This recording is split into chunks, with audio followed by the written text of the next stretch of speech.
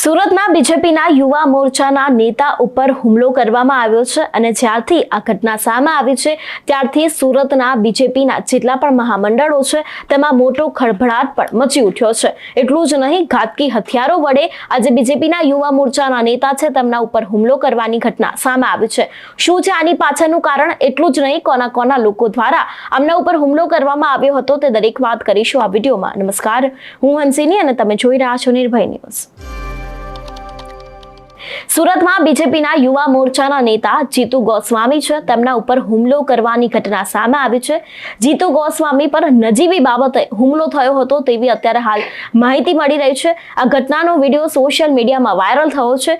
જીતુ ગોસ્વામી છે તે ward number 23ના યુવા મોરચાના મહામંત્રી છે। શહેરના ભાજપના કાર્યકર્તા તરીકે જીતુ ગોસ્વામી વધારે સક્રિય છે, પરંતુ અત્યારે હાલ તહેવારની મોસમ ચાલી રહી છે। આ બધાની વચ્ચે બીજેપીના નેતાએ અન્ય લોકો સાથે માથાકૂટ થઈ હતી અને તે જ વાતને લઈને બંને પક્ષો વચ્ચે મારામારી થવા લાગી હતી અને તે જ સમયે તેમના ઉપર હુમલો કરવામાં આવ્યો હતો।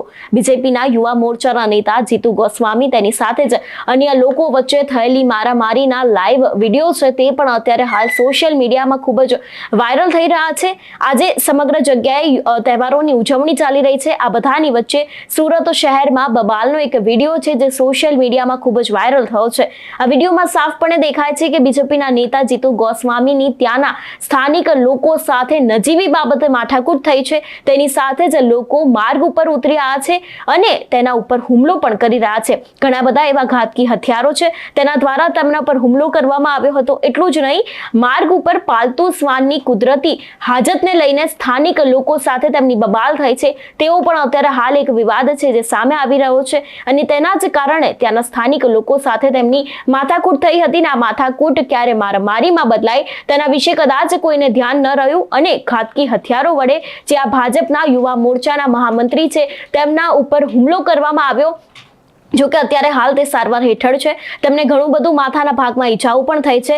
લોકો પોતાના પાલતુ શ્વાનને સવારે કુદરતી હાજત માટે લઈ જાય છે ને તેના કારણે જ આ જે સમગ્ર બબાલ છે તેના કારણે જ થઈ હતી ને તે દરમિયાન ગંદકી થતી હોવાની ટકોર કરવામાં આવતાની સાથે જ બીજેપીના મહામંત્રી છે યુવા મોરચાના તેમના ઉપર હુમલો કરવામાં આવ્યો હતો ને આના જ કારણે અત્યારે હાલ સુરત ભાજપમાં મોટો ખળભળાટ મચી ગયો છે, કારણ કે આજે જીતુ ગોસ્વામી નેતા છે તે ખૂબ જ સક્રિય રહેતા હોય છે। હંમેશા અવારનવાર જેટલા પણ સુરતમાં કંઈ પણ કાર્યક્રમ હોય તેમાં અવારનવાર દેખાતા હોય છે અને આ બધાની વચ્ચે એક સામાન્ય માથાકૂટના કારણે સ્થાનિક લોકો તેમના ઉપર ઘાતકી હથિયારો વડે ફળી વળ્યા હતા અને એટલું જ નહીં, તેમને માથાના ભાગમાં અનેક એવી ઈજાઓ પણ થઈ છે। આ બધાની વચ્ચે અત્યારે હાલ તેમનું પણ એક નિવેદન સામે આવ્યું છે। તેમના દ્વારા જે આ ઘટના બની હતી તેને લઈને પણ અનેક એવી વાતો કહેવામાં આવી છે, પરંતુ હવે આ બધાની વચ્ચે સુરતમાં એક ચકચાર મચી જાય તેવી ઘટના સામે આવી છે, જેમાં બીજેપીના યુવા મોરચા જે નેતા છે તેમના ઉપર ઘાતકી હથિયારો વડે એટલે કે તલવાર જેવા ઘાતકી હથિયારોના ઘા ઝીકી દેવામાં આવ્યા છે અને તેના જ કારણે તેમના સહિત લગભગ 4 લોકોને ગંભીર ઈજાઓ પહોંચી છે।